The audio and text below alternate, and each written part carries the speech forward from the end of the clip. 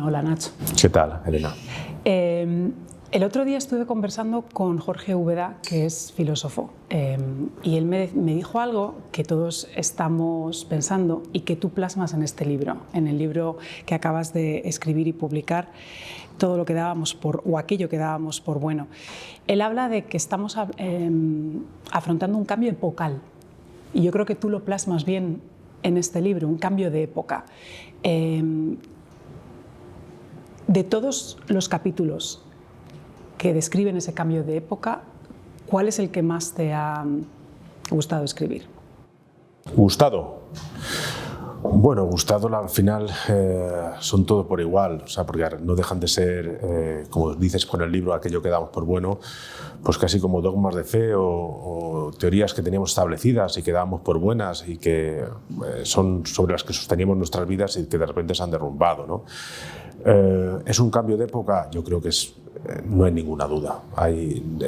Sería más complicado establecer cuándo se produce el punto de inflexión. Creo que es un proceso que ves a lo largo de todo el siglo XXI y que se acelera con la pandemia. Yo creo que cuando llega la pandemia en los años posteriores es ya casi el catalizador que nos puede llevar a corroborar que se ha producido un cambio de era, ¿no? Un cambio de ciclo.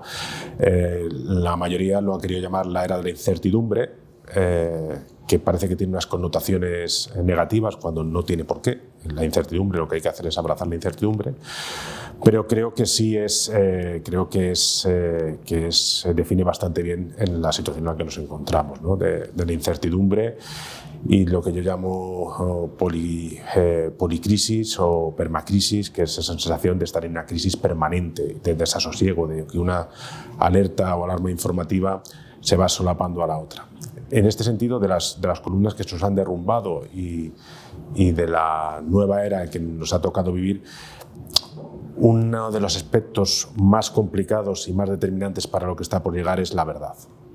Para mí, la verdad, la capacidad de discernir la verdad de la mentira, que ha quedado como muy difuminada, es uno de los elementos que más definen esta era y de la necesidad, sobre todo de una sociedad desarrollada donde hablamos tanto de inteligencia artificial, hablamos tanto de polarización, hablamos tanto de todo lo de falta de convivencia. Pues la capacidad de distinguir la verdad de la mentira me parece fundamental y define mucho el momento en el que nos encontramos. Y en ese capítulo de la verdad citas a Hannah Arendt, que es una pensadora fundamental en toda la teoría de la realidad. ¿Qué es para ti, como periodista del Confidencial, como director del Confidencial, qué es para ti verdad periodística? Bueno, la verdad periodística es todo aquello que se puede sustentar en hechos, ¿vale? Verdad periodística, ya lo decía bastante mejor que yo el editor de The Guardian, ¿no? Charles Lewis Scott, que decía que los hechos son sagrados y las opiniones son libres, ¿no?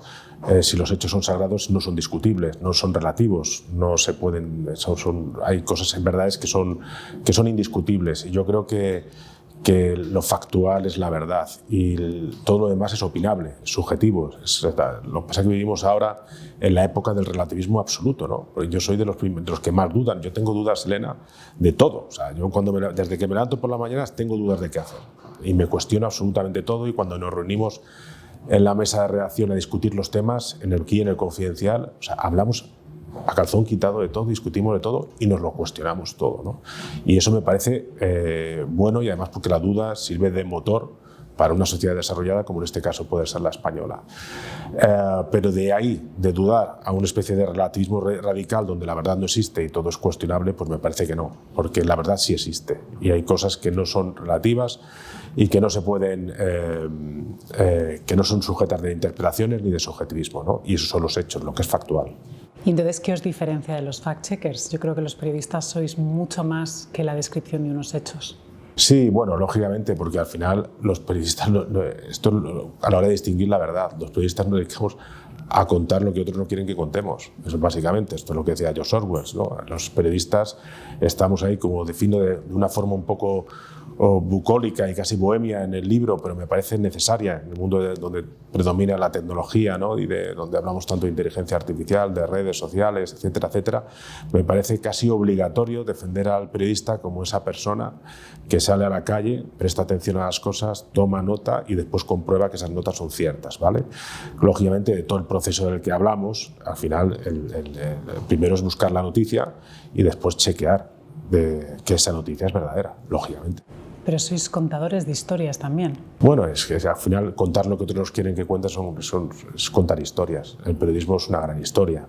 O sea, el problema de la sociedad actual es que nos dejamos llevar por el carril y por la nota de prensa y por el mensaje que nos viene ya predeterminado por las fuentes oficiales, ¿no?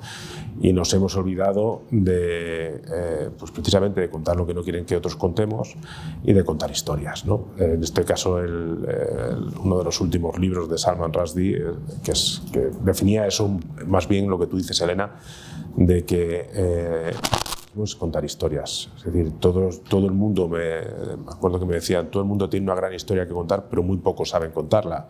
Bueno, pues el periodista debe tener una gran historia que contar y debe saber contarla. Y ahí, en ese sentido, los políticos también saben contar muy bien historias. Hablas mucho del relato, incluyes en tu libro referencias constantes a Iván Redondo. ¿Crees que el relato político, crees que esa propaganda es más efectiva hoy que nunca? Porque así parece que lo señalas en tu libro. Bueno, es que ese relato, si bien han existido relatos de por vida, durante toda la historia de la humanidad, ahora tiene los elementos o el viento a favor. ¿Y cómo es que tiene el viento a favor? Primero, porque vivimos en una sociedad que como tú ya sabes, porque escribimos de ello todos los días, está polarizada. Entonces, cuando la sociedad está polarizada y dividida en trincheras, en bloques, lo que llamamos el bibloquismo, ¿no? Los unos contra los otros, los buenos frente a los malos, los míos frente a los tuyos, es mucho más fácil que permee el relato oficial o el mensaje. ¿Por qué? Porque en esta escala de valores, lo bueno es lo que me beneficia y lo malo es lo que me perjudica. Y en tanto en cuanto tu mensaje viene de alguna forma a confirmar lo que yo pienso, tu mensaje es bueno. Entonces, en ese caldo de cultivo, el relato político tiene muchas más ingredientes para calar y permear en la opinión pública. Y después, dos, lógicamente, que los mecanismos para producir, distribuir y consumir el relato son mucho más. Lógicamente ahora los políticos, a través de las nuevas tecnologías, tienen un conocimiento de su audiencia que es absolutamente brutal y saben cómo tienen que definir el mensaje y cómo tienen que distribuirlo, a través de qué redes. Y por supuesto que antes el relato y el mensaje llegaba a una parte muy limitada de la sociedad, y ahora con el Internet de las cosas, con las redes sociales, etcétera, etcétera, llega a todo el mundo. Eso son audiencias masivas donde el relato tiene más posibilidades de ir calando y de ir influenciando, de influir a la opinión pública, a quien está detrás del periódico, al que está detrás de la radio, al que está detrás de la televisión, al que está detrás del ordenador. ¿Y es ese relato la herramienta fundamental de un Pedro Sánchez que Maquiavelo no tuvo en su época? Porque también citas a Maquiavelo en referencia. Bueno, es que cuando hablamos de Iván Redondo, cuando hablamos de Pedro Sánchez, hablamos de Maquiavelo, pero o sea, tampoco es algo peyorativo, en el sentido de que Maquiavelo, bueno, pues es el padre del realismo político. Lo que pasa es que lo que Maquiavelo propugnaba hace 5 siglos parece que está hoy más vigente que nunca. Y esto, que también pudiera tener connotaciones negativas, no tiene por qué ser negativos.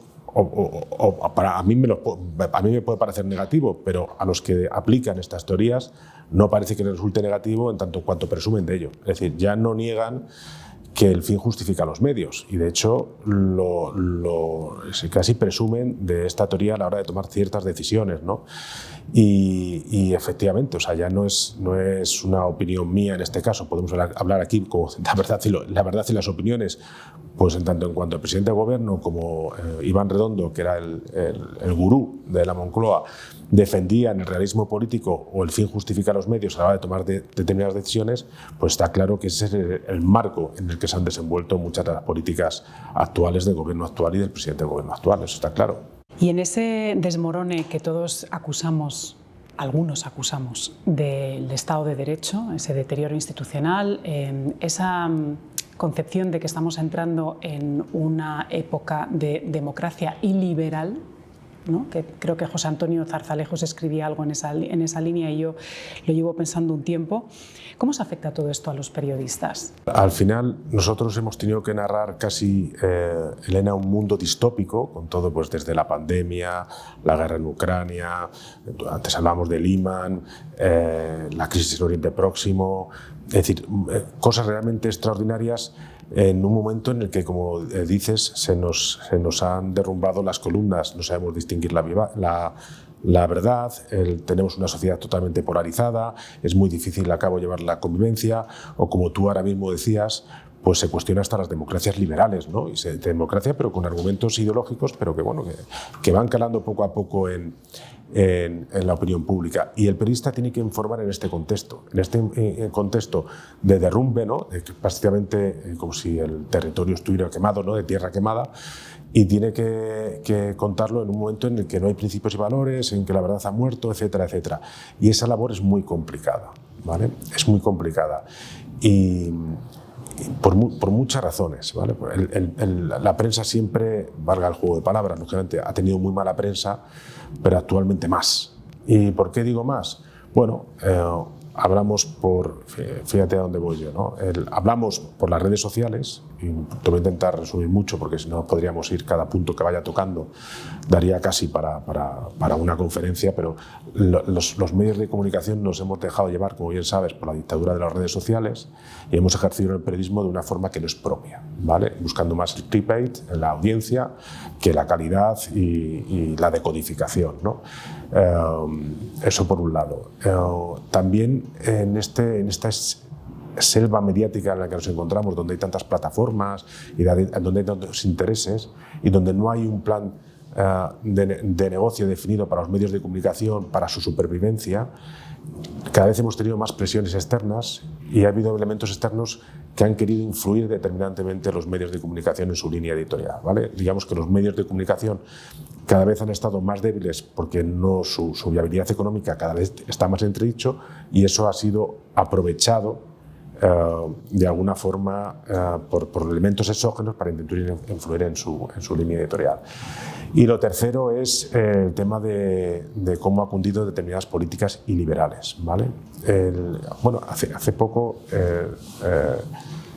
yo lo sacaba del artículo que está hablando todo el mundo, ¿no? De James Bennett en The Economist bueno, James Bennett fue el antiguo jefe de opinión de New York Times y dejó el trabajo básicamente por las críticas que recibió por publicar una columna de opinión que era contraria a la línea editorial de New York Times. O sea, deja el New York Times por las críticas que recibe por parte de algunos lectores y trabajadores del New York Times por publicar una opinión que no se corresponde con la línea editorial de New York Times. Eso es iliberalismo, ¿no? Por eso lo denuncia The Economist, un poco la Biblia del mundo liberal, ¿no? Del liberalismo, ¿no? Cuando tú empiezas a recibir críticas y no te dejan presiones externas, internas, a publicar opiniones que son distintas a las tuyas, a que el lector pueda acceder a opiniones que no son como las tuyas y recibes esas presiones, entonces te entras en la política, en la dictadura de lo políticamente correcto y dejas de ser un periódico liberal, dejas de ser un periódico que fomenta el pensamiento crítico. Fíjate, yo para hacerte, Elena, un caso práctico que es real, que me ha surgido a mí como director del Confidencial, a raíz de las elecciones generales aquí en España, a raíz de los datos del 23J, del 23 de julio, de las elecciones generales, pues a mí me obliga a ver la realidad de una forma muy distinta, porque yo me doy cuenta de que hay una parte importante de la sociedad española, una mayoría parlamentaria, que está a favor de determinadas cosas, ¿vale? Lo que sea, lo que fuere, aunque a mí me pueda estar de acuerdo o no pueda estar de acuerdo. Entonces yo creo que mi periódico tiene que reflejar esa parte de la sociedad, lo necesito. Y lo que hago es, pensando que no era tan preponderante esa parte de la sociedad, empiezo a equilibrar lo que es mi línea editorial para que tenga acceso a otras firmas de opinión, a otros análisis, y a partir de eso es lo que hago, ¿vale? Oye, pues quiero que cada vez haya una parte de los análisis, nuestra parte de información que refleje esa realidad, ¿no? Para que nuestro lector, que es un lector que está bien definido, tenga acceso a una pluralidad de opiniones y de informaciones y pueda decidir por sí mismo, que no sea el Confidencial ni sea el New York Times el que le dice qué es lo que tiene que pensar, sino que sea un pensamiento crítico, constructivo, después de leer muchas opiniones y de llegar a sus propias conclusiones. Esa es la decisión que tomo, eso es lo que hago. Todos los días, Elena, o casi todos los días, tengo que responder correos de suscriptores que se quieren dar de baja porque esa opinión que leen, una de 5, no se corresponde con lo que ellos piensan. Eso es terrible. Y yo tengo una suerte de trabajar en un medio confidencial que presumo de ser libre e independiente y de tener una salud financiera pues bien, que está bien, pero claro, otros medios no tendrán estas presiones. Y otros medios, cuando reciban estos correos, yo entiendo que se lo pensarán muy mucho a la hora de publicar determinadas informaciones y determinadas opiniones. Bueno, pues es verdad que vamos a una sociedad cada vez más iliberal por todo esto.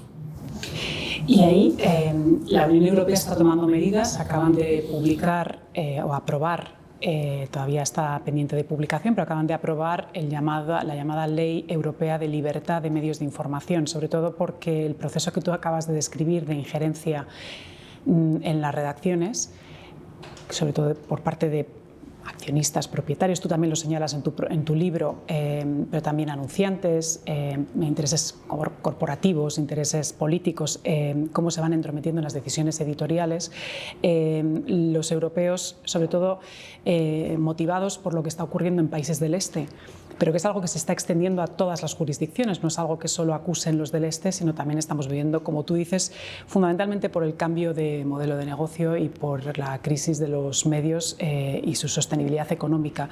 Introduce este reglamento, esta ley europea, introduce la transparencia, la obligación de transparencia en las estructuras de la propiedad de los medios de información, que en el caso de las empresas cotizadas de medios ya es un hecho, ya publican su estructura de capital, pero en el caso de los medios privados, como podría ser el Confidencial, pues todavía es una asignatura pendiente en muchos medios. El Confidencial sí que ha dado aquí pasos, de hecho sois parte del observatorio de medios que estamos impulsando y tenéis ese compromiso.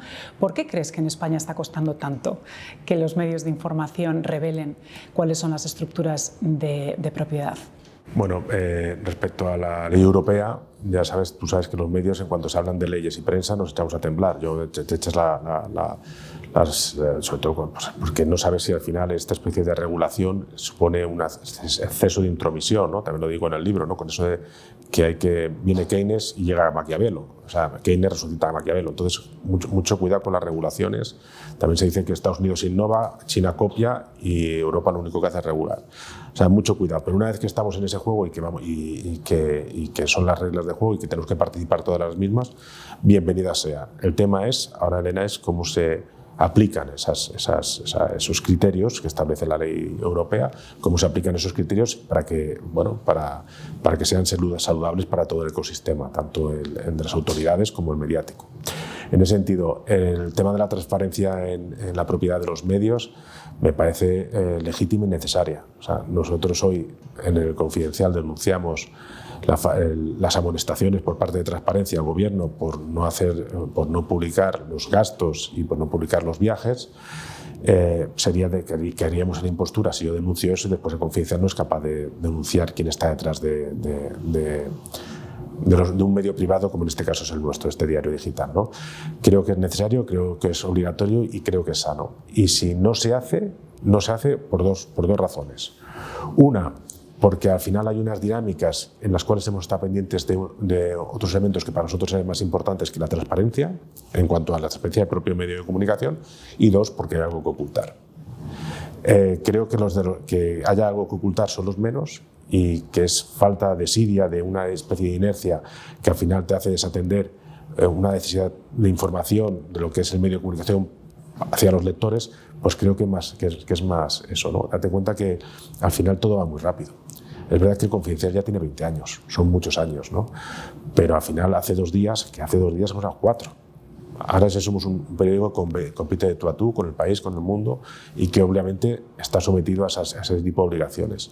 Y hemos dado pasos, estamos en el observatorio, también lógicamente tenemos en la propia página web pues mucha información que obedece a quien está en el board, quien está en los beneficios, los resultados. Poco a poco vamos incidiendo y vamos cultivando una transparencia que creo que es necesaria. Uh-huh.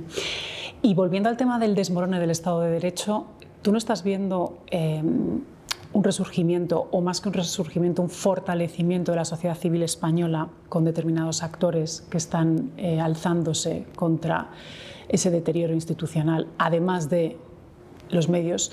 Y te lo cuento porque en el mundo alemán, por ponerte un caso de una jurisdicción concreta europea, la sociedad civil es muy fuerte y los medios se ven enormemente beneficiados por la existencia de una sociedad civil que tiene fuerza, que tiene influencia, que marca también la agenda pública. En este caso, ¿cómo estás viendo eso? ¿Crees que tenemos una sociedad civil que ampara vuestra labor? Bueno, yo creo que hoy te has levantado de buen humor y te hace ser optimista, pero yo no creo mucho en la sociedad civil española. Yo creo que la sociedad civil española siempre ha sido bastante deficiente y creo que no ha mejorado mucho, ¿no? Nosotros siempre, el español medio suele hacer responsable de todo lo que pasa en este país, de lo malo de este país al que tiene enfrente, y nunca se mira al espejo ni reacciona, ¿no? Y yo creo que para ser optimista y optimista a largo plazo, realmente tenemos que pasar a la acción, pero a la acción de verdad, y empezar por uno mismo, ¿no? En este sentido, esto es un llamamiento a la sociedad civil. Es decir, oye, si realmente crees que el Estado de Derecho se ve perjudicado, hay un deterioro progresivo de lo que es la separación de poderes, del contrato social, etcétera, etcétera, pronúnciate, ¿no? En el mundo anglosajón las empresas se pronuncian, y se pronuncian de una forma bastante explícita, ¿no? Aquí, con determinados acontecimientos que han ocurrido en este país en los últimos meses, por ponerla, hemos escuchado algunas voces, pero muy pocas. Y conforme pasan las semanas, esas voces se van acallando. Porque al final, lo decía el otro día en un artículo Enrique Rojas, el psicólogo, ¿no? La felicidad es el olvido, ¿no? Y como la gente quiere ser feliz, pues se olvida rápidamente de lo que ha ocurrido. Y aquellos pocos empresarios que tienen nombres y apellidos, no lo vamos a decir aquí ahora mismo, pero algunos se han pronunciado criticando algunas de las decisiones tomadas en este país en los últimos meses, pues han sido muy pocos. Para mí han sido muy pocos. Y organizaciones, instituciones que tienen también una voz, hablan muy bajo por miedo a que se les regule, o por miedo a que se intervengan, o por miedo a que se legisle en su contra. No creo que sea muy valiente la sociedad civil aquí, la verdad. No he escuchado mucho a la banca, no he escuchado a los empresarios justo, no creo. Y de otras instituciones y otros organismos más intelectuales y culturales tampoco, no se pronuncian. Dentro de todos los temas asociados a aquello que dábamos por bueno, metes el tema del liberalismo y además lo asocias a su vez a la capital, a Madrid. ¿Qué tiene Madrid de liberal? ¿Por qué lo asocias a la ciudad de Madrid? ¿Qué es lo que...? Bueno, yo al final, del tema del liberalismo tampoco descubro nada nuevo, ¿no? Porque hasta Fukuyama y The Economist, que hablábamos antes, pues se cuestionan los fallos que ha cometido el liberalismo, ¿no? Esa especie de economía especulativa en vez de la economía productiva y un excesivo individualismo, que yo creo que ya no escapa a nadie, que se ha cometido errores y que hay que reformarlo, ¿no? Y esto me sirve como de pie para hablar con Madrid, ¿no? Que Madrid para mí siempre es decir, Madrid Distrito Federal, ¿no? Que es una ciudad a la que yo amo porque me acogió con los brazos abiertos, pero que también es muy dura, porque aquí se encuentra el poder político con mayúsculas, poder y político, y el poder económico también con mayúsculas, ¿no? Y los que hemos sido testigos de este Madrid hemos visto que es también una máquina de picar carne, ¿no? Y como gente muy brillante, amigos míos, han sido muchas veces derrumbados por un titular de prensa o derrumbados sin ton ni son, ¿no? No es una ciudad hostil, es una ciudad acogedora, pero que lógicamente ejerce una presión brutal, ¿no? Y al final lo ligo con el tema del liberalismo, porque para mí el liberalismo, fíjate, liberalismo / neoliberalismo, o es el capitalismo un poco más salvaje, siempre estuvo ligado al tema inmobiliario y sobre todo al tema de los famosos rascacielos de Madrid, ¿no? De la historia que esconden cada uno de esos rascacielos, empezando por el de Bankia, ¿no? Porque cuando hablamos de crítica al liberalismo tenemos que hablar de Lehman, tenemos que hablar del 2008, tenemos que hablar de la gran recesión y lo que implicó para todo, no solamente para el sistema económico mundial y español, sino desde el punto de vista social. Y bueno, ahí fue la desafección de la población, la búsqueda de alternativas a los partidos tradicionales. Ahí surgió más el tema populista, soluciones mucho más, digamos, radicales. y una pérdida de valores también. Yo creo que nos hizo, de todo aquello que damos por bueno, como dice el libro, ahí empezó a derrumbarse las columnas de las que te hablaba antes, ¿no? Y todavía no estamos pagando y no nos hemos recuperado, lógicamente. Muchos de los, desde el Brexit, Trump, los movimientos, el 1 de octubre de 2017 en Cataluña, muchos de estos movimientos políticos obedecen a esta pérdida de valores que venía de antes, lógicamente, porque el liberalismo lleva haciendo las cosas mal mucho tiempo, pero que fue a raíz del 2007 y 2008. Y como pérdida de valores, como gran recesión, como crisis del liberalismo, las cuatro torres, Madrid y concretamente la de Bankia, que fue pues, el principio de todos los males del sistema financiero español, pues erigen un poco en paradigma, ¿no? Y date cuenta los que fueron presidentes de Bankia, Caja Madrid, alguien como Rodrigo Rato, director general del FMI, que pasó por la cárcel, o Miguel Blesa, que se suicidó, acabó fallecido. Y al mismo tiempo Madrid está siendo un polo tractor o está por lo menos atrayendo a mucha clase, no sé cómo llamarla, dependiendo de en qué circuito nos encontremos. Puede haber gente que las llame clases extractivas latinoamericanas, que están haciendo encumbrar Madrid como ciudad global, hablando de ciudades y megaciudades versus esa España vaciada en el caso de Madrid. Es que, ¿Cómo estáis siguiendo esa historia? En Madrid es Madrid-F, Distrito Federal, es una ciudad que está creciendo a pasos agigantados porque también ofrece muchas más facilidades y un ecosistema mucho más amigable, tanto en todos los sentidos para todo, para que se siga creciendo económicamente, incluso como oportunidades para la gente que quiere venir aquí, ¿no? Y esto se contrapone con las políticas económicas e incluso sociales que se hacen en otras partes del territorio español, ¿no? Por eso mucha gente, lo que son pues, los flujos de dinero y también los flujos de talento, prefieren una ciudad eminentemente liberal que tiene muchas oportunidades y que deja hacer como Madrid, que otras ciudades donde son mucho más intervencionistas, ¿no? Está claro que no es lo mismo, o no era lo mismo Barcelona que era Madrid, ¿no? Donde lo público predominaba respecto a lo privado, ¿no? Yo creo que sí, los flujos privados de tanto dinero como de talento se están afianzando en Madrid, que yo creo que como digo en el libro, y son previsiones la verdad es que muy optimistas, pero que de expertos que saben mucho más que yo en tema de demografía y de evolución en cuanto a territorial, que es que Madrid pueda tener 10 millones de habitantes en 2050. Y justo hablábamos de nuestra amiga común, Mar Cabra, que huyó de ese Madrid para refugiarse en una provincia, en Almería, y a ella le dedicas gran parte de tu capítulo, La cultura del esfuerzo, como un ejemplo paradigmático de ganar un Pulitzer y luego tener un episodio de burnout o de crisis. Y ella ejemplifica muy bien toda esta corriente que estamos presenciando de salud mental, que se ha agudizado a raíz de la pandemia. ¿Cómo lo manejas tú, Nacho, como periodista? ¿Cómo logras mantener esa salud mental en un trabajo tan incierto como es el periodismo? Bueno, al final, hablando primero de Mar Cabra, efectivamente Mar Cabra es ejemplo de la gran renuncia antes de que se produjera la gran renuncia. Es una de las personas más brillantes. Aquí hemos firmado grandes exclusivas y muchas de ellas se deben a Mar Cabra. Para mí es el infante terrible, bueno, no te iba a decir la gran promesa porque ya estaba consolidada, pero que tenía mucho que decir y de repente pues da un paso atrás porque bueno, por temas de salud física y mental, ¿no? Porque al final son muchos y cada vez más, no solamente Mar Cabra, sino los jóvenes en general, o los que empiezan, que se preguntan ¿para qué? ¿No?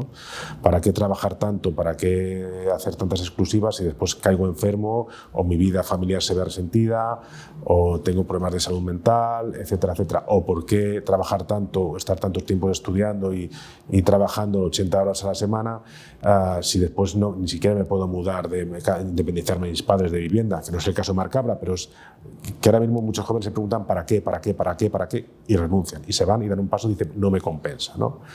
Que fue un poco en el caso de Mar Cabra porque le dedicaba 150 horas a la semana y no le compensaba al final todo lo que hacía, que era algo así como bueno, que totalmente supuso un perjuicio para su salud, ¿vale?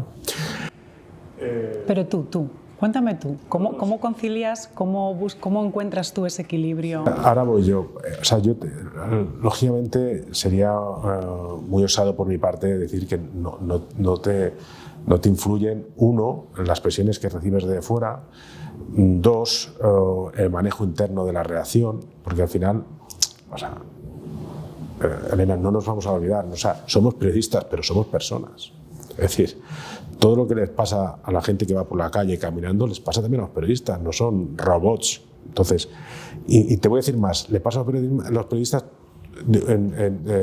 con una profundidad y con unas consecuencias superiores al resto, ¿vale? Porque de hecho ellos lo viven en primera persona, lo viven en la primera línea, ¿no? Las guerras, el COVID, las presiones, etcétera, etcétera, ¿no? Y lógicamente eso no es fácil. Al final, y creo que las empresas no están preparadas para tratar este tipo de situaciones, ¿no? Es verdad que actualmente, y es el caso Confidencial, en las agendas que tenemos hay una agenda que es la de los resultados, hay otra agenda que es la del periódico, la del producto, pero hay otra agenda que es la del talento y lógicamente cada vez estamos más focalizados al talento. ¿Por qué? Porque cada vez es más difícil captarlo y retenerlo, por lo que te he dicho antes, ¿no? ¿Para qué? ¿Para qué voy a estar aquí si no me compensa? Y en ese sentido cada vez estamos más focalizados en gestionar este talento y estos equipos humanos, ¿no? Pero es muy complicado, porque son mundos, cada uno tiene su propia idiosincrasia, cada uno tiene su propia realidad y lo que al final, aunque estamos hablando de ellos y les ayudamos y les apoyamos en todo lo que tenga que ver con su desempeño diario, muchas veces un periódico es casi como una batalla constante, como salir al frente pues eso, a enfrentarte con los malos, ¿no? Y que desgraciadamente, a pesar de que estamos intentando establecer mecanismos para que no se trabaje tanto o para que las presiones sobre nuestros periodistas sean menores, es muy difícil al final separarlo uno de lo otro. Es decir, trabajas 24 horas, 365 días al año, porque el periodismo, por fortuna, por desgracia, es casi como un sacerdocio. Es algo que tienes que tener, que tienes que estar convencido de ello, ¿no? Entonces, por mucho que queramos estar, que cada vez estamos más y que apoyamos y ponemos la mano en el hombro en nuestros periodistas, porque cada vez tenemos conciencia de que esto es una familia y que tenemos que estar con ellos en todo momento, a pesar de esa mano que les ponemos encima, es muy difícil gestionar sus propias realidades si no lo hacen ellos mismos. Eso en cuanto a la plantilla. Y esto a mí me pasaba también, lógicamente. O sea, yo cuando al final llevo ya 12 años como director del periódico y tengo ya pues una coraza bastante grande. O sea, yo sé gestionar muchos temas de crisis y muchos temas personales que no son fáciles, ¿no? Pero aún así, no hay día que cuando llega ese viernes, después de la semana de trabajo, que te entra casi como una especie de presión de todo lo que has trabajado y te das cuenta y piensas, ¿por qué estoy así de cansado? ¿Por qué estoy así casi deprimido? Y claro, vas somatizando, quieras o no, muchas de las cosas que te han ocurrido y a las cuales has dado poca importancia a lo largo de la semana, ¿no? Que es ese pequeño gesto como de abatimiento, que esa palabra que tenías que haber soltado en otro momento y no en ese momento, etcétera. Y son cosas que van permeando, que van calando, pum, pum, pum, y que hace que llegue un momento, lo somatices todo y revientes, ¿no? Y no nos damos cuenta. Pues ahí estamos. Vamos somatizando los pequeños detalles día a día que no nos prestamos mucha atención y llega un momento en que saltamos. ¿Y qué es lo que, Nacho, con todas las dificultades que señalas, qué es lo que te mantiene a ti después de tantos años en el oficio de periodista? ¿Qué es lo que te tiene enganchado a esto? Bueno, pues me tienen enganchado primero porque yo amo este oficio y tengo la fortuna, que me lo dice mucha gente, de trabajar en lo que quiero, que es que parece mentira, pero es que no todo el mundo lo hace, ¿no? Entonces yo trabajo en lo que quiero y a mí me gusta mucho ser periodista y ejercer de periodista. Si no, hablando antes de lo que es la salud mental, sería muy complicado si no soy incapaz de compaginar mi vida personal con mi vida profesional, ¿no? Y al final hay que saberla compaginar porque si no, no puedes dedicarte a esta profesión, ¿vale?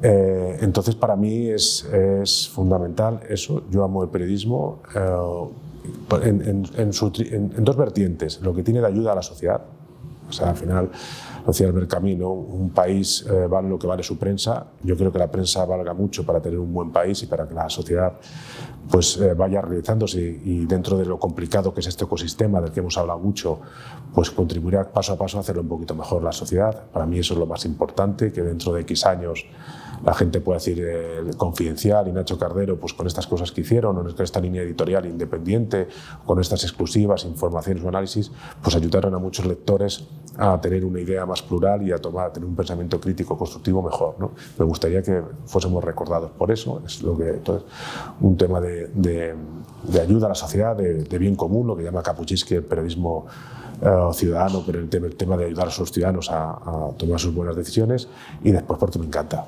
O sea, es que me encanta. O sea, yo lucho por las exclusivas, o sea, yo vivo por las exclusivas. O sea, nos peleamos por dar la información, darla bien, por contar lo que otros nos quieren que contemos, por sacar los papeles de Panamá, la lista Fanchani, el patrimonio oculto del rey, por hablar de Bankia, por hablar de las fusiones, por sacar todo aquello que está oculto.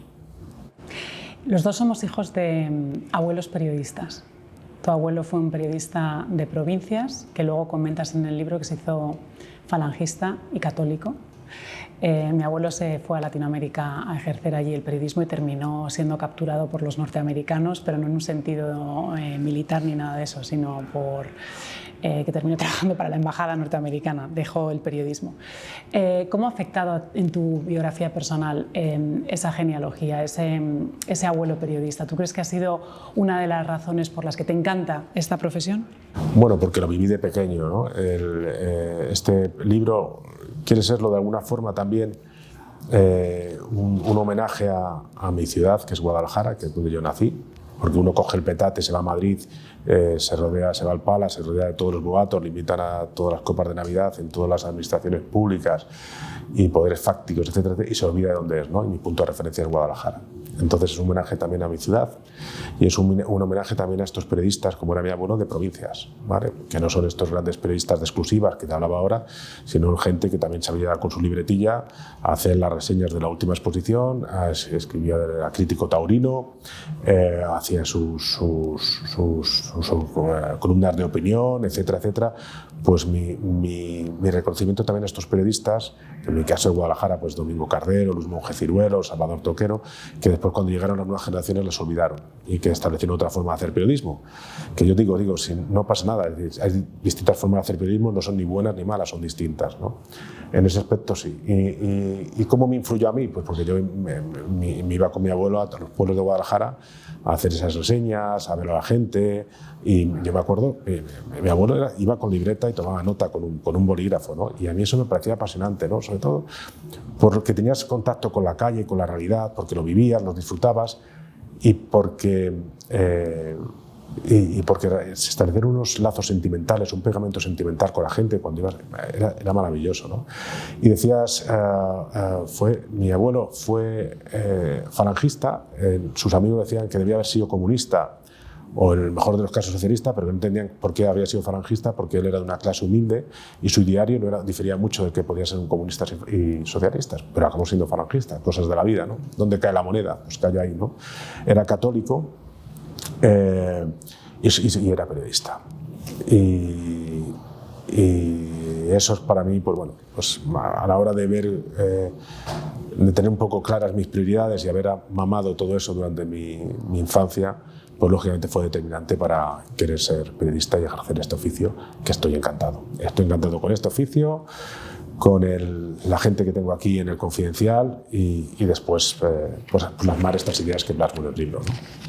Y en tu libro rezuma la familia, el anclaje familiar, tanto por las referencias constantes a tus abuelos, a tus padres, como luego todos los capítulos que dedicas a tus hijos, y concretamente que es verdaderamente conmovedor, y aquí sí que quiero leer uno de los textos sobre Catalina que escribes en ese capítulo de La buena vida. Te escribo, pequeña gran Catalina, para que sepas de tu abuelo paterno y porque tengo miedo de que la fragilidad de mi memoria no sirva para reflejar este instante en un futuro, este dolor que es el vacío y esta alegría que es la vida, y porque quiero preservar la imagen del abuelo, ya que no han quedado fotos de vosotros dos, a pesar de que coincidisteis aquel día, una única vez, en el breve paréntesis que nos brindó el azar entre tu llegada a casa, el final de la pandemia y la enfermedad. Diría que fue un capricho del destino, pero no es cierto. Todavía recuerdo su voz. Él te llamaba Catalina, igual que lo hago yo, porque yo me parecía a él, aunque muchas veces no quisiera, igual que tú te parecerías a mí, aunque en ocasiones reniegues de ello, la prosapia. Te llamaba Catalina separando las sílabas con ese tono provinciano revestido de musicalidad tan habitual en la Alcarria. Todavía puedo escucharlo, Catalina, te llamaba Catalina.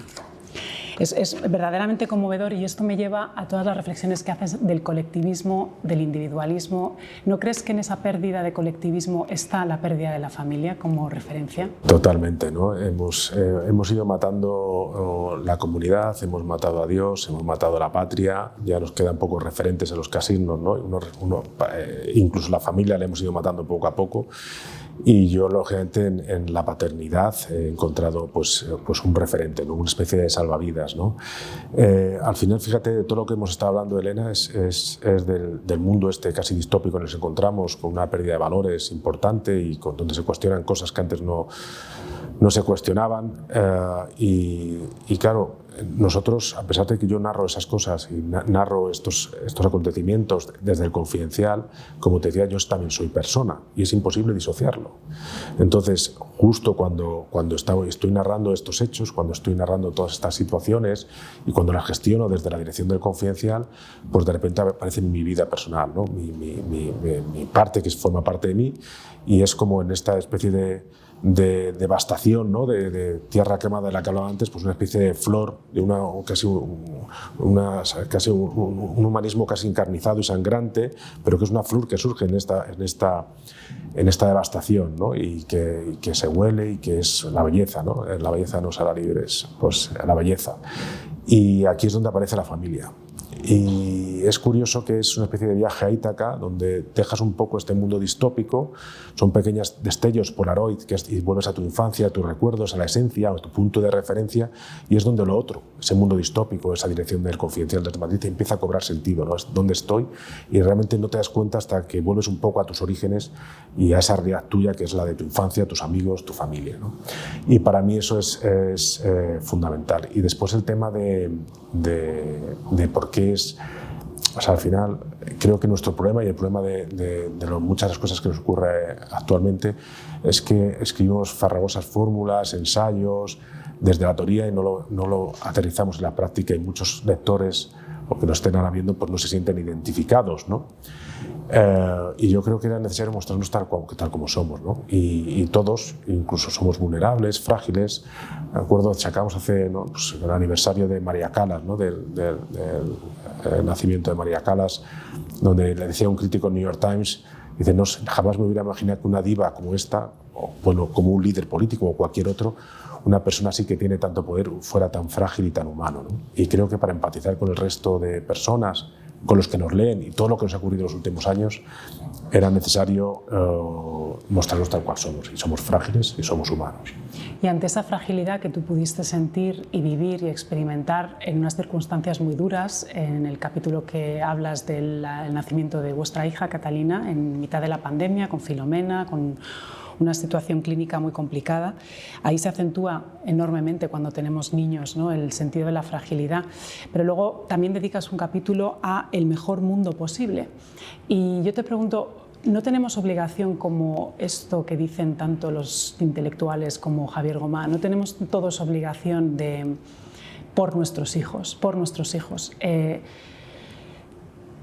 a ser optimistas, no tanto escépticos constructivos, sino también optimistas? ¿Y qué papel podéis jugar desde el confidencial y desde el periodismo en dibujar también una realidad bella que acabas de describir también? Hay que ser optimistas, yo estoy con todos los que... Yo soy el primero que hay que ser optimistas, pero no hay que ser buenista. ¿vale? Porque si los medios de comunicación son buenistas, entonces incumplen su labor, que es la de ejercer de contrapeso con el resto de poderes y ejercer de puente entre la realidad y nuestros lectores. Entonces no podemos caer en el buenismo. El buenismo muchas veces es no medir las consecuencias de las decisiones que se están tomando en la actualidad, porque se miden en el corto plazo y no en el largo plazo. Y yo estoy en contra del buenismo y sí estoy a favor del optimismo a largo plazo, ¿no? Pero aquí siempre había me acuerdo que es una discusión que tenía cuando empecé en esto del periodismo, ¿no? Decía que el periodismo también tenía que educar y formar. Y uno de mis profesores me decía que no, fíjate, pero dice, es que esa no es la labor del periodista. La labor del periodista es informar.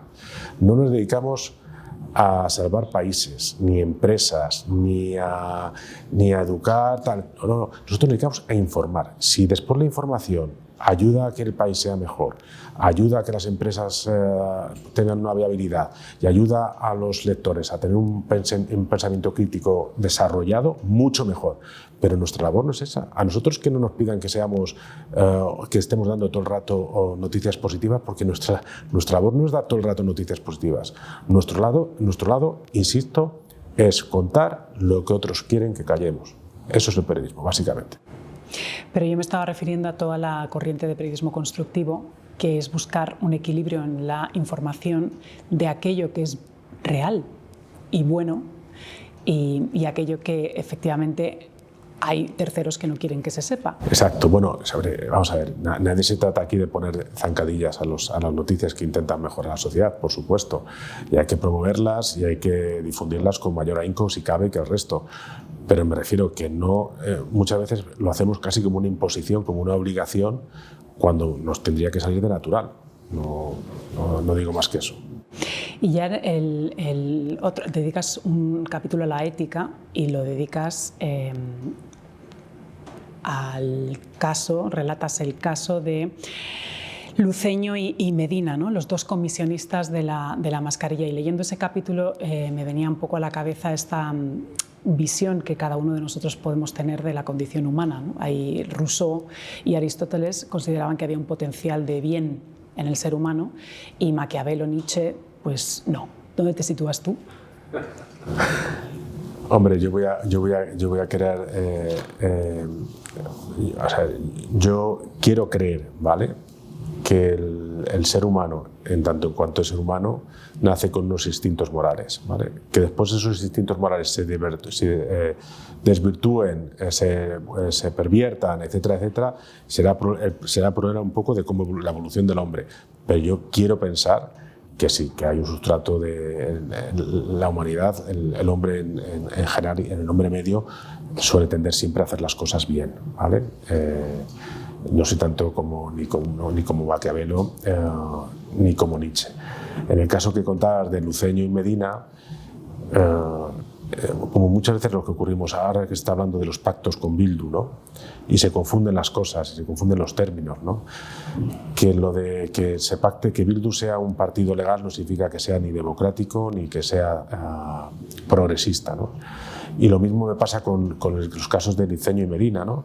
Que las prácticas llevadas a cabo sobre las comisiones millonarias que se llevaron durante la pandemia, que eso sea legal, que yo creo que es legal, no es ético ni es moral, ¿vale? Que es lo que quiero, por eso el tema de la ética y de la moral. Y creo que fíjate, porque cuando estamos en las tertulias o cuando tengo que escribir, siempre nos enganchamos en discusiones bizantinas sobre la legalidad, que por supuesto que es importantísima la legalidad, ¿no? Pero jamás entramos en el terreno de la moralidad. Y para mí lo más importante es la moralidad, la ética. O sea, creo que por muchas decisiones que se tomen y sean legales, si son inmorales o amorales, estamos entrando en un terreno resbaladizo. Antes hablabas de democracias y liberales, pues democracias y liberales. Y yo creo que ese es el mayor riesgo al cual nos enfrentamos la sociedad en su conjunto y la sociedad española en concreto. Y no solamente estamos viviendo una época bastante iliberal y carente de principios y valores, que eso es ya de por sí grave, sino que me da la sensación, Elena, que la sociedad en su conjunto acepta que sea así y no se rebela contra lo mismo. Y eso sí me preocupa, porque una cosa es que te intenten inculcar de arriba abajo y tú luches contra ellos, y otra cosa es que lo des por bueno, ¿no? Ahí es donde tratamos desde tu esfera hacer esa labor. Y me gustaría terminar la entrevista con un párrafo fuerte que haces en defensa del periodismo, porque yo creo que es importante que se sepa que sigues creyendo firmemente en esto que escribes. Es aquí, en este contexto de incertidumbre, donde los medios de comunicación emergen y se reivindican como instrumentos de regeneración democrática, haciendo lo que mejor saben hacer, periodismo libre e independiente. La única forma de proteger nuestra civilización y nuestra historia de quienes, desde fuera, pero también desde dentro, pretenden acabar con ella. La única forma de preservar nuestra vocación humanista y unos derechos fundamentales que no resultan coyunturales ni tampoco cuestionables. La prensa debe ejercer de contrapeso frente a los que tienen el poder y se aprovechan de las dependencias económicas de los medios y promueven la censura y, lo que es peor, la autocensura, lobos con piel de lobo. Cada vez resulta más complicado ejercer de periodista, cada vez resulta más necesario. Es que fíjate, Elena, fíjate dónde estamos grabando esta entrevista. O sea, aquí había un laboratorio lleno de técnicos informáticos de Confidencial, 30 personas, trataban el Big Data, programaban, etcétera, etcétera. Ya no está, ya no hay ninguno. Llegó la pandemia y esto desapareció. Se fueron a sus casas, ¿no? Trabajan, ¿no? Algunos otros periodistas que venían aquí a la redacción tampoco han dejado de venir, llevan otro tipo de vida, otro modo de vida, ¿no? Etcétera, etcétera. Ahora se habla de la inteligencia artificial, que habla todo el mundo, ya pues, es el pan nuestro de cada día. Todos los días tenemos 3 o 4 reuniones de inteligencia artificial, pero que sí es cierto que la inteligencia artificial, hay aplicaciones que están generando 300, 400 noticias a la semana generadas por periódicos, con inteligencia artificial, y que los roles de los periodistas van a cambiar, ¿no? Entonces te das cuenta que en este contexto, además de las redes sociales, donde no sabes distinguir la verdad, cada vez es más complicado ejercer el periodista, pero precisamente por eso cada vez es más necesario. Pues estamos de acuerdo. Muchas gracias, Nacho. Gracias a ti, Elena.